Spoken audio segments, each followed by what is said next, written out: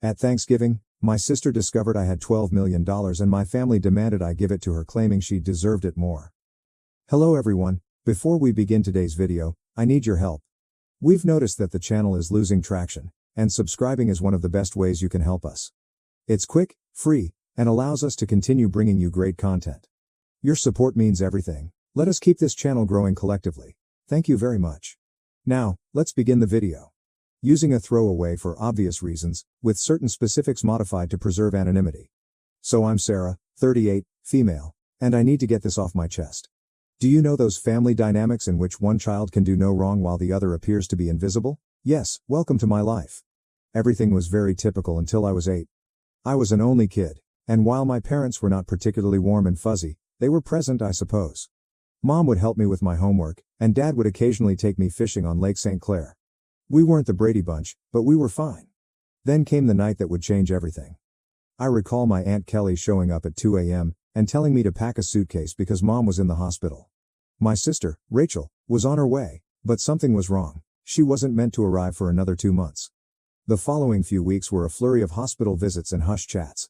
Rachel was really little. She looked like one of my baby dolls, but with all these tubes and cables, I wasn't allowed to touch her or get too close. That was the first time I felt it, an invisible wall forming between me and the rest of my family. When they eventually brought Rachel home, our house turned into a sterilized bubble. Mom had an obsession with germs. I'm talking industrial strength disinfection throughout, hand sanitizer stations in each room, and constant cleaning. The harsh odor of bleach still causes me distress to this day. But here's the bit that really messed me up. Whenever I showed the slightest symptom of illness, I was whisked off to either Grandma Marie's or Aunt Kelly's house. I mean every time. Sneeze once, pack your bags. A mild cough, you're off to see Grandma.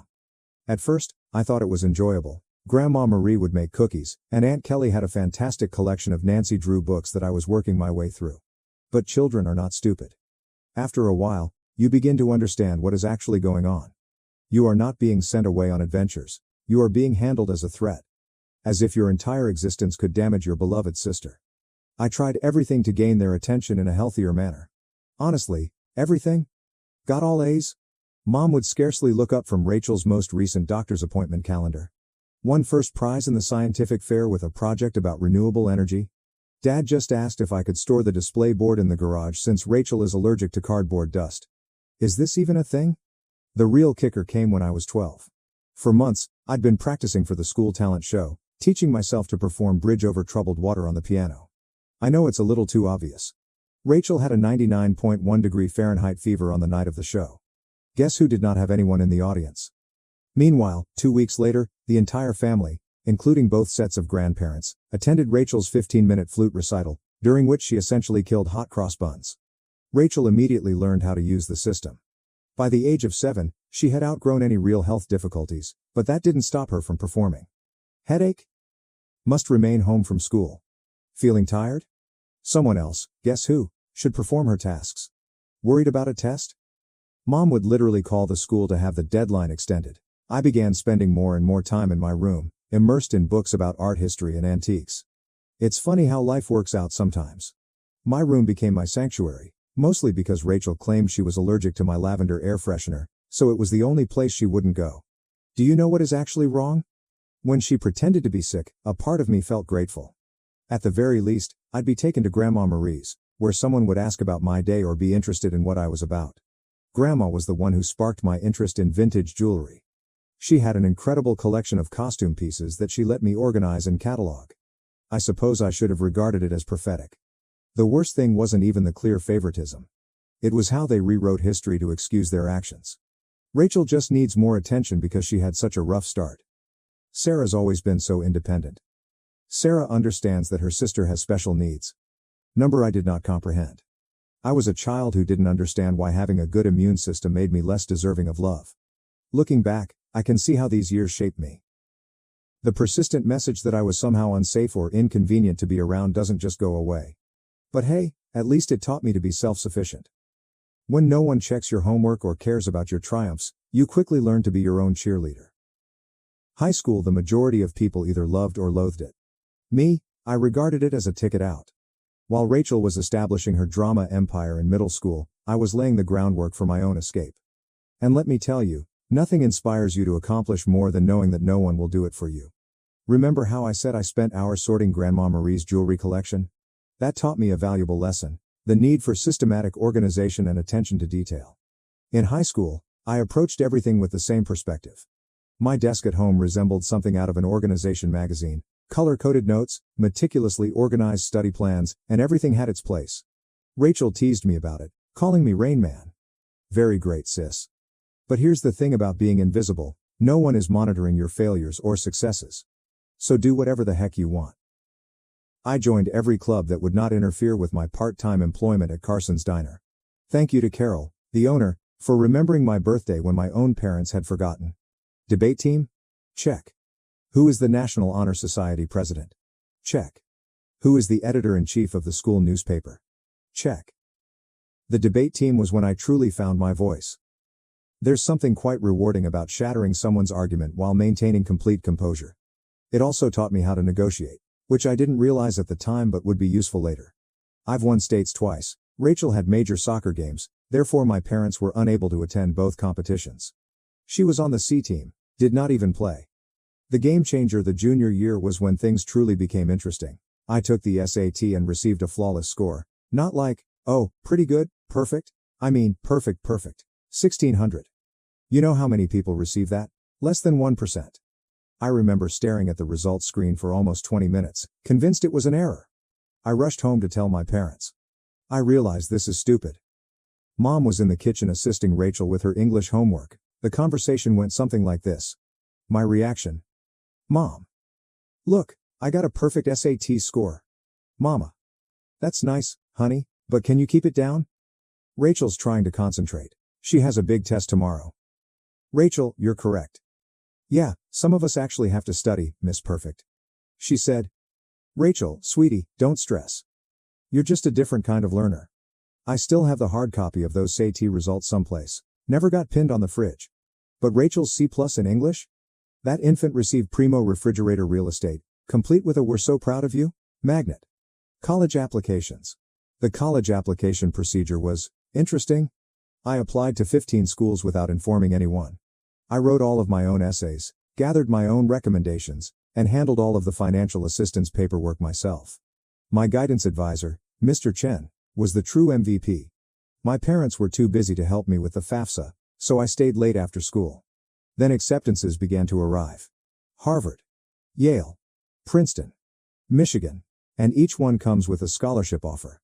I stored them all in a locked box under my bed, knowing what would happen if Rachel discovered them. They'd suddenly shifted their focus entirely to her. But if Sarah goes to Harvard, I'll be all alone. Or some nonsense like that. The day I received my full ride offer from UMich, Rachel joined JV cheerleading. Guess which one was celebrated with a family feast? Hint, I had microwave mac and cheese in my room while they went to Olive Garden. But, you know what? The scholarship was my golden ticket. Tuition, lodging and board are all included, as is a book allowance. I could finally leave that house, where I was either invisible or inconvenient. The day I received my acceptance package, I went to my favorite spot in the local library, a fourth-floor window seat overlooking the park, and grieved for an hour. Not sad tears. There were tears of relief. When I told my parents at supper that I was going to UMich, they were ecstatic. He said, Michigan? But that's so far. What if Rachel needs you? She replied, I hope you're not expecting us to help with expenses. Rachel's cheerleading competitions are very costly. Rachel is crying. Oh my God, finally. Can I have your room? I need space for my TikTok videos. The summer before college I worked double shifts at Carson's Diner to save money. Carol, bless her heart, always gave me additional tips and made sure I got to take home leftover pie at the conclusion of my shifts. She also taught me a vital skill: how to recognize genuine people in a society full of fakes. Baby, she'd tell me, in diners and in life, the ones making the most noise usually have the least to say. Move-in day at Michigan? My folks couldn't attend because, surprise, Rachel had a cheerleading competition. Aunt Kelly drove me instead, helped me set up my dorm room, and gave me a $500 envelope. Your Grandma Marie wanted you to have this, she told me. She's so proud of you. Later, I learned that Grandma had been saving that money from her Social Security checks for months. That first night in my dorm room, I promised myself, I was going to create such a wonderful life that being overlooked would be inconceivable. Not for vengeance. Nothing to prove to my family. But what about the 8-year-old girl who used to get sent to grandma's house for sneezing? College and the beginning of something new. College went by in a flurry of all-nighters, instant ramen, and heavenly independence. I graduated summa cum laude from the University of Michigan. Not that my folks noticed. They were too busy helping Rachel transfer to her third college in 2 years. But this is where the plot takes an unexpected turn. I got an entry-level job at Everett and Phillips Auction House in Detroit. I won't use the real name for obvious reasons, but if you're in the business, you probably know who I'm talking about. A genuine high-end establishment, many old money clients, that type of transaction. I began with their estate sales business, which involved documenting the belongings of wealthy individuals after their deaths. Not exactly glamorous, but it paid the bills. The breakthrough. My first several months were very standard, logging countless china sets, categorizing vintage furniture, and so on. Next followed the Kingston estate. Mrs. Kingston was an elderly widow who had died with no children, leaving behind what everyone assumed was a huge collection of costume jewelry. Rooms filled with the material? This is where those hours at Grandma Marie's came in useful. I'm looking through this stack of jewelry when something catches my attention. It's an Art Deco brooch. Nothing really showy, yet something about it felt different. The weight was unsuitable for costume jewelry. The clasping mechanism was far too complex for a copycat. I believe I spent my whole lunch break that day researching old jewelry markers and signatures. I ended up staying late at the office to use the company's membership to several antique jewelry databases. The more I looked, the more certain I got that this was not costume jewelry. It was the real stuff. Problem was, I was the new girl. Nobody would believe me if I claimed we had a potential treasure on our hands. So I did what the debate team taught me. I meticulously prepared my argument. I spent 2 weeks during lunch breaks and evenings learning everything I could about Art Deco jewelry authentication. I even used some of my pitiful excuse for savings to pay for an online gemology course. Finally mustered the guts to approach my boss, Mr. Harrison. I brought the entire presentation, which included comparative images, historical documentation, and the works. The conversation went something like this. My response: "Sir, I think we might have something significant in the Kingston collection." Harrison, scarcely looking up from his phone, says, "Sarah, we've already cataloged those as costume pieces." "You are correct. I know, but look at these maker's marks. They match perfectly with Cartier's 1925 signatures." Harrison, finally paying attention: "Where did you learn all of this?" My reply was, I did some research." Long story short, the costume brooch sold for $47,000 at auction. It turns out that it was part of a limited collection created for some European set in the 1920s. But here's the real kicker. Harrison started to trust me after that. He began giving me other artifacts to authenticate. Suddenly, my pointless pastime of sorting antique jewels acquired real significance. I devoted myself to learning everything I could about vintage jewelry. I took every online course I could afford. I spent weekends at estate sales, researching items. Even began a small notepad to document various authentication procedures. My apartment looked like a jewelry scholar's fever dream, with walls covered with printouts of vintage hallmarks and certification guidelines. The auction house started getting results. I was discovering important items that others had overlooked, developing contacts with collectors, and knowing the market. My commission checks became larger. For the first time in my life, I was not simply surviving, I was also saving money. Family? Still remarkably uninterested. At Sunday dinners, which I still went to like a fool, the discourse went like this: "Mom, Sarah's still at that antique shop, right? This is me. Auction house, and yes. Actually, I just authenticated a rare Tiffany piece." Rachel interrupts. "Oh my God, speaking of jewelry. You guys have to see this charm bracelet I bought at the mall." But I didn't care anymore. For once in my life, I had discovered something wholly mine. Something I was actually excellent at. Something unrelated to being Rachel's sister or family disappointment. The Rothschild collection. Then came the Rothschild collection. This was about 2 years into my employment at the auction business. A massive estate. Old money family. There's a lot of buzz in the industry. I was part of the team that cataloged their jewelry collection. And that's when I noticed it. A fairly commonplace Art Nouveau piece that everyone else had missed. I spent 3 days investigating it. I barely slept. It turned out to be a piece from a famous French jeweler's private collection, which was supposed to have been lost during World War II. When it sold at auction for $238,000, Harrison summoned me to his office. I believed I was being promoted. Instead, he said something that completely changed the situation. "Sarah, you're wasting your talent here. You should be running your own authentication business. Initially, I shrugged it off. Me?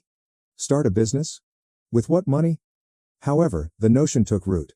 I began doing modest freelance authentication projects on the side.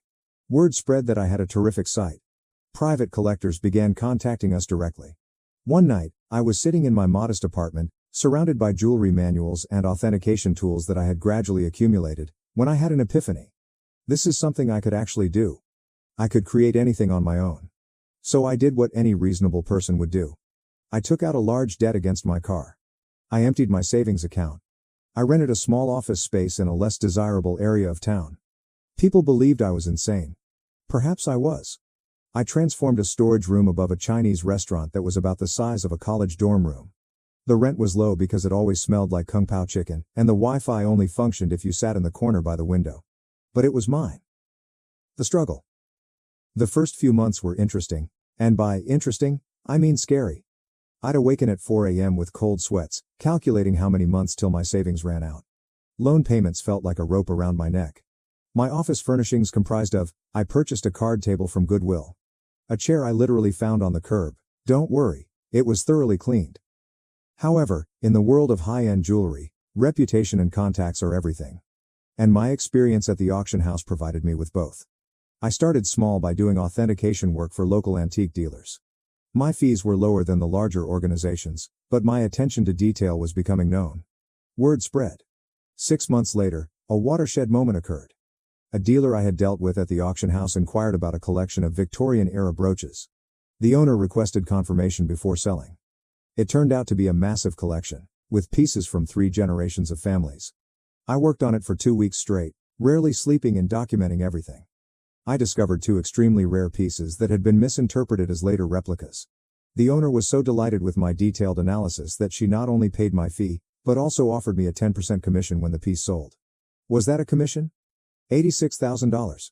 More money than I had earned in the preceding 2 years combined. Suddenly, my phone rang. A lot. Private collectors have heard about my knack for finding missed pieces. Estate lawyers seeking advice on inherited jewelry. Even my previous auction house began sending me authentication work. I'm quite sure Harrison was secretly helping spread the news. Thanks, boss. Scaling up. By year 2, I'd hired my first employee, Jenny, a fresh gemology graduate who reminded me much too much of myself at that age. She was extremely intelligent, yet she was neglected since she was quiet. She is now my head of authentication and is well worth her weight in gold. The firm expanded quicker than I could have predicted. Moved to a proper office downtown. Goodbye, Kung Pao chicken odor. Created a team of specialists. I've earned a reputation for finding misplaced items. You wouldn't believe how many important historical jewelry items get misinterpreted as costume jewelry in people's attics. Keeping it secret from my family. However, success came with its own set of obstacles. The bigger we became, the harder it became to keep it a secret from my family. They still thought I worked in an antique shop. Rachel would make these sarcastic remarks during family dinners. Rachel asks, Sarah, I have some old jewelry I was going to donate to Goodwill. Maybe your little shop would want it?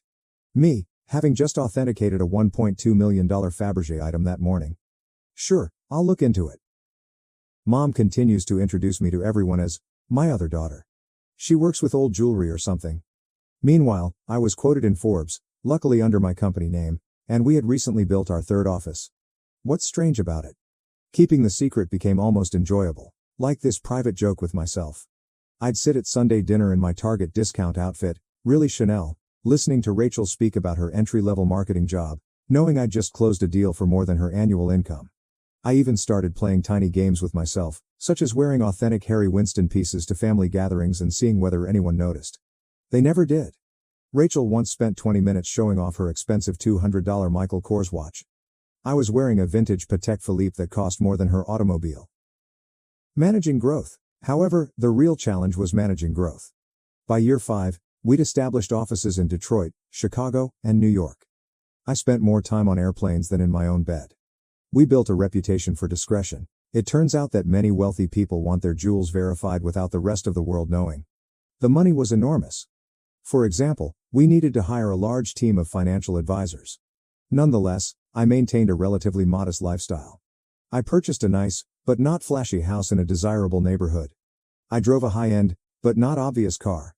The only place I truly splurged? My home office. Advanced authentication equipment. The most effective security system money can buy. A custom-built vault to make Fort Knox envy.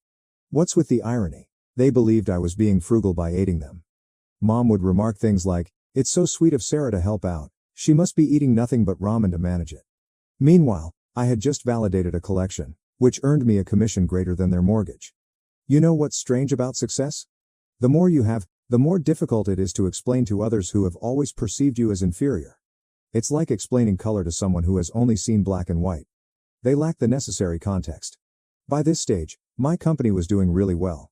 We had the Midwest's high-end jewelry authentication industry cornered, and our reputation was solid gold, pun intended. But every Sunday, I'd travel to my parents' house for dinner, playing Sarah, the modest antique shop worker. The cognitive dissonance was becoming ludicrous. I'd spend my mornings on conference calls with Dubai collectors, my afternoons authenticating million-dollar pieces, and my evenings at my parents' house in carefully chosen normal clothes, eating Mom's overcooked pot roast while Rachel dominated the conversation with stories about her latest marketing triumph. Usually something like bringing her boss's coffee without spilling it. A defining moment. One Sunday is very memorable in my mind. I had just completed a huge transaction, authenticating a missing Cartier piece that had been resting in someone's safe deposit box for 40 years. Was it just the commission? 7 figures. I drove directly from the meeting to my parents' place, still euphoric from the successful authentication. She said, "Sarah, honey, is everything okay? Your clothes are looking a bit worn." "Oh, trying to save money," I said, wearing a $3,000 cashmere sweater that I had purposefully chosen for its subtle appearance. Rachel responded, "Well, if you'd gotten a real job instead of playing with old jewelry." Your dad. Rachel, be nice, not everyone can be as successful as you. I almost choked on my pot roast, trying not to laugh. The anonymous transfers monthly payments to my parents began about this time. Aunt Kelly informed me that they were struggling to pay Rachel's educational loans and medical bills. Mom casually stated that they might have to sell the house. I couldn't let that happen. Despite everything, it was still the home I grew up in. So I initiated an anonymous monthly transfer of $5,000 to their account. When asked, I said I was giving $1,000 by living on rice and beans. They imagined the rest came from Aunt Kelly or another family. Rachel, of course, claimed responsibility for inspiring family members to help.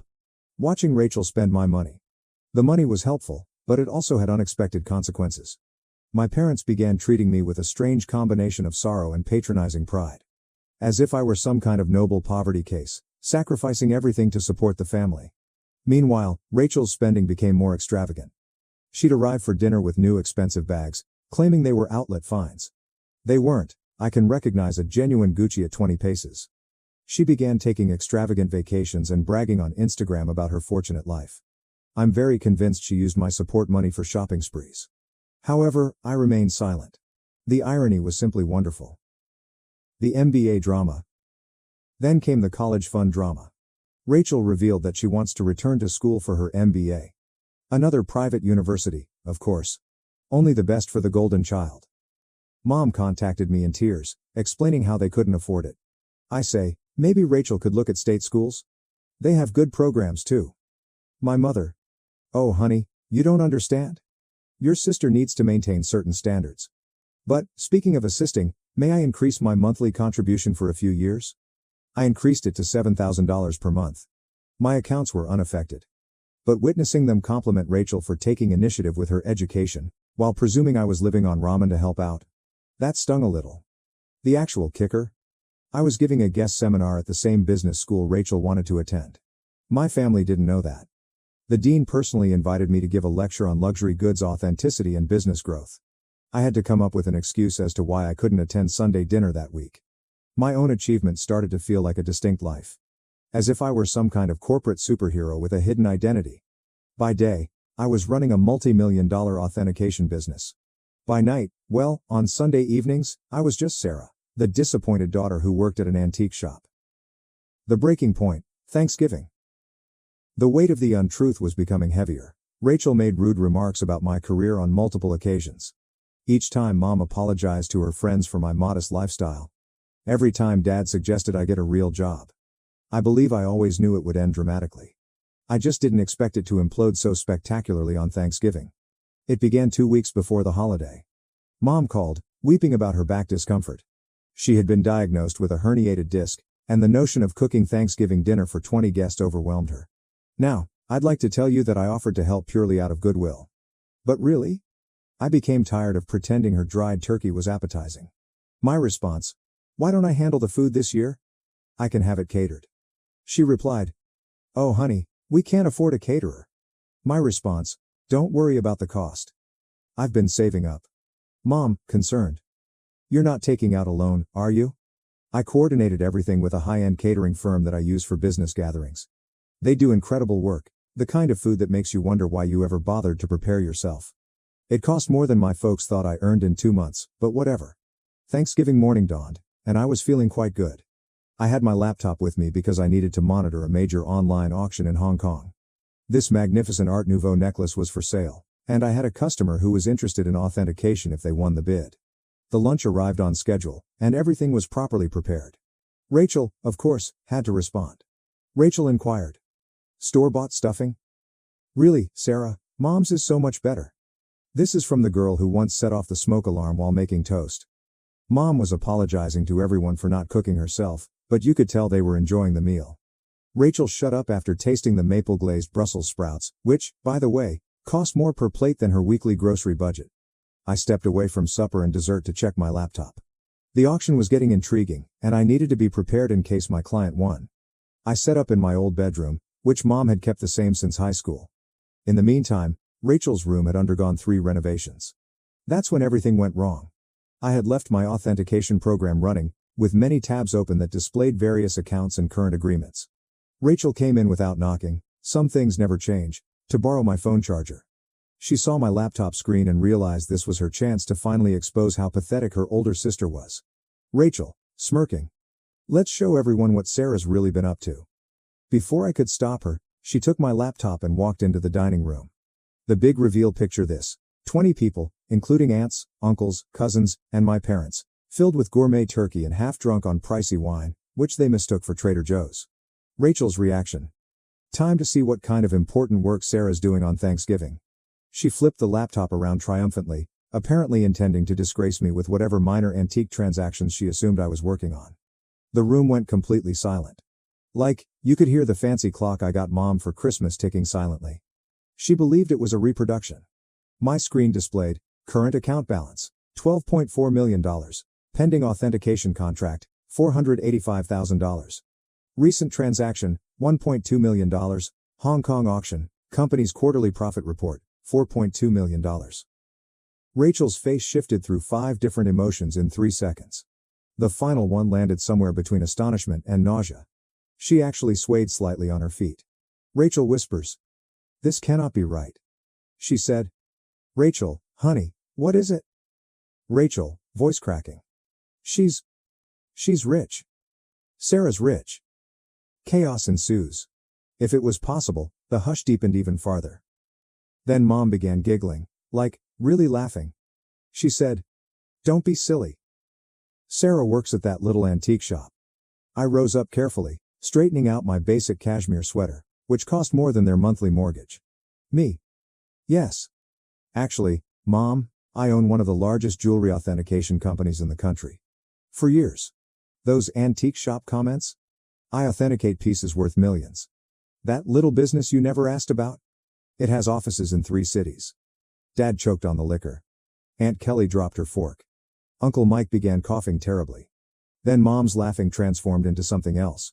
Her face turned red, then purple. She stood up so quickly that her chair tumbled over. Mom screams: you have millions, and you let us struggle? My response: struggle? I send you $7,000 every month. She replied: while sitting on millions? Your sister has student loans. So there it was. Instead, congratulations. Not, wow, we're so proud. Just outraged that I hadn't given them more money. Rachel began to cry. Surprising, I know. Sobbing about how she deserved to know, and how I had betrayed the family. Dad joined in. My dad. How could you be so selfish? We're your parents. We raised you. That was when I lost it. Years of being disregarded. Years of dismissal. Years of being considered as a family disappointment. Everything poured forth. My response: raised me? You shipped me off to grandma's every time I sneezed. You missed every achievement, every award, every milestone, because Rachel might feel left out. You never saved a penny for my college but took out loans for her private school. And now, you're mad that I built something for myself. The following 5 minutes were chaotic. Mom screamed about family obligations. Dad is yelling about ungrateful children. Rachel alternated between sobbing and demanding to know just how much money I had. Meanwhile, the fancy catering team attempted to serve dessert while seeming exceedingly uncomfortable. I grabbed my laptop, took my Hermes bag, which Mom had previously commended as a nice replica, and walked out. Behind me, I could hear Mom discussing how to spend my money, something about Rachel's MBA and a new car. As I went home in my sensible automobile, a limited edition BMW, my phone started filling up with texts. The family group chat burst. Rachel began posting on Facebook about hidden family wealth and selfish siblings. The aftermath. The days after Thanksgiving were like watching a cyclone hit in slow motion. Except that the hurricane represented my family and the debris symbolized my sanity. Let's start with SMS messaging. Within 1 hour of leaving supper, my phone had 47 missed calls. More than 200 messages. Mom followed this intriguing progression. 7:42 p.m. How dare you walk out on family? 8:15 p.m. We need to talk about this like adults. 9:03 p.m. Your sister deserves a share of your success. 10:30 p.m. I've already called a realtor about houses in better neighborhoods. 11:45 p.m. Why aren't you answering? This is your mother. Meanwhile, Rachel had become a full-fledged social media fighter. Rachel, on the other hand, had fully embraced social networking. She wrote an enormous rant on Facebook about how her millionaire sister had been hoarding wealth while watching her beloved family struggle. The comments section was insane. Distant cousins and former high school classmates, whom I hadn't spoken to in years, suddenly formed strong ideas about my moral character. But this is the bit that really grabbed me. Rachel actually posted, all those years of me trying to help Sarah's career, giving her advice about moving up from that little antique shop, and she was secretly wealthy. The betrayal hurt so much I nearly threw my phone across the room. What was the only career advice she ever gave me? I suggest I try selling jewelry on Etsy. If you're unfamiliar with the term, flying monkeys occur when toxic family members send others to guilt trip you. Aunt Susan, whom I saw maybe once every 3 years, called to inform me that family is everything. Uncle Bob, who I'm pretty sure still believes I'm 12, emailed me a lengthy lecture on the importance of sharing wealth. Even my third cousin's wife's sister, how did she acquire my number, felt compelled to express her thoughts on family obligation. But the real fun began when they arrived at my workplace. I arrived in on Monday morning to find Mom, Dad, and Rachel sitting in our reception area. They informed Jenny, my receptionist, that they had an appointment for authenticating services. Rachel clutched her Michael Kors bag as if it was genuinely worth something. The conversation went about as well as one would expect. Your mother. We've discussed it as a family. I said. A family discussion, without the family member you're discussing. Mom, ignoring me. And we think it's only fair that you set up trust funds for everyone. Rachel responds. I need at least $2 million to start my new life properly. Dad said. And your mother and I would like to retire. We're thinking a beach house in Florida. This is me. Did you miss the part where I've been sending you $7,000 monthly? Rachel responds. That's nothing compared to what you have. You owe us. You're thinking, I owe you? For what, exactly? The years of being ignored? The missed graduations? The constant comparisons? Mama. Don't be dramatic, Sarah. We gave you everything. My response. No. I gave myself everything, and you know what? I'm done. Right there in my own office lobby, I took out my phone and canceled the monthly transfers to their account. Mom gasped as if I'd slapped her. Rachel began her phony crying performance, but quickly stopped when she saw it wasn't working. Then things became ugly. They refused to leave. I had to contact security. Seeing my 60-year-old mother being dragged out while yelling about ungrateful children was bizarre. Jenny asked whether I wanted to press charges. I said no. However, I did have their names placed on the building's do not admit list. The harassment lasted for weeks. New telephone numbers. Fake email addresses. Even tried to contact me through my company's customer service. I finally had to issue a formal legal notice, threatening harassment charges. Mom then played her final card. She called Grandma Marie, but here's the thing about Grandma Marie, she is wiser than all of them together. How did she respond? Good for Sarah. About time someone in this family succeeded on their own terms. Mom did not speak with her for 2 months after that. It has been 6 months since Thanksgiving. I relocated to a new home, with better security. I changed all of my numbers. What about the company? We are doing better than ever. It turns out that my family problems attracted several high-profile clients who respected my caution in the circumstance. Rachel continues to write passive-aggressive updates about toxic wealth and family betrayal. According to what I've heard, she is beginning her own jewelry authentication firm. Good luck on that. Mom and Dad finally stopped trying to contact me when my lawyer wrote them an official letter outlining how the harassment charges would affect their lives. They're now informing everyone that they never wanted my money anyway, and that they're praying for my salvation. What's the best part? For the first time in my life, I feel liberated. No more Sunday dinners full of sly insults. No more downplaying my accomplishments to spare their feelings. No longer financing for the Rachel show. My therapist believes I am finally establishing healthy limits. I say, I am finally living authentically. So, that is my story. Reddit? Thanks for allowing me to share it. Special thanks to the catering firm, who sent me a Christmas letter stating that the Thanksgiving meal was the highlight of their year. Edit, responses to common questions. Yes, I am still in treatment. No, I do not regret cutting them off. Yes, Grandma Marie is doing well. She's coming to visit next month to help me catalog a new collection. One last thing. To Rachel. I know you're probably reading this. What about the Cartier bracelet you're wearing in your most recent Instagram post? Definitely a fake. Just saying. Thank you for watching. If you haven't subscribed yet, please do so and hit the notification bell to stay updated with more shocking real-life stories happening around you.